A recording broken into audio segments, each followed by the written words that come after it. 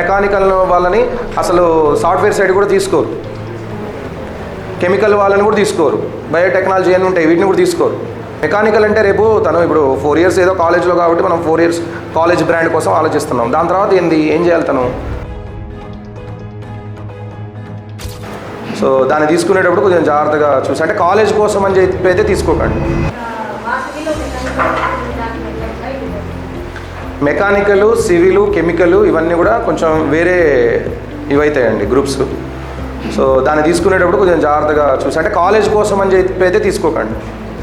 మీకు ఆ ఫీల్డ్లో ఇంట్రెస్ట్ ఉంది స్టూడెంట్ కంటే తీసుకోండి తప్ప, మనకు అక్కడ ఐటీ కానీ ఈసీ ట్రిపుల్ రావట్లేదు కాబట్టి నేను మెకానికల్ తీసుకుంటా అంటే మెకానికల్ వాళ్ళని అసలు సాఫ్ట్వేర్ సైడ్ కూడా తీసుకోరు, కెమికల్ వాళ్ళని కూడా తీసుకోరు, బయోటెక్నాలజీ అని ఉంటాయి వీటిని కూడా తీసుకోరు.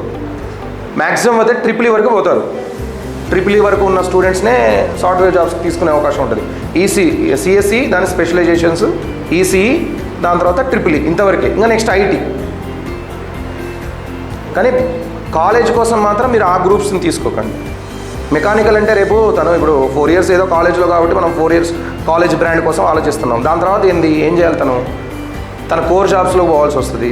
కోర్ జాబ్లో ఎట్లా వర్క్ చేయగలుగుతాడా, చాలా ప్లేసెస్ తిరగాలి, కంట్రీస్ కూడా కొన్నిసార్లు తిరగాల్సి వస్తుంది. వీళ్ళంతా సర్వీస్ చేయడం కదా, సర్వీస్ అక్కడ ఒక ప్రాబ్లం ఉందనుకోండి, ఒక మెషిన్ ఉంది, ఇప్పుడు మా బామర్ది ఉన్నాడు, వాడు దుబాయ్లో చేస్తున్నాడు, వాడు అక్కడ చేస్తాడులే కానీ ప్లేస్ వాడు ప్రతిసారి ఇండియా వచ్చి పోతూ ఉంటాడు. ఏంటంటే అక్కడ ఒక వర్క్ ఉంది, అక్కడ ఏదో మిషన్లో ఏదో ప్రాబ్లం ఉందట అని చెప్పి వస్తూ ఉంటాడు. ఈసీ చేశాడు వాడు.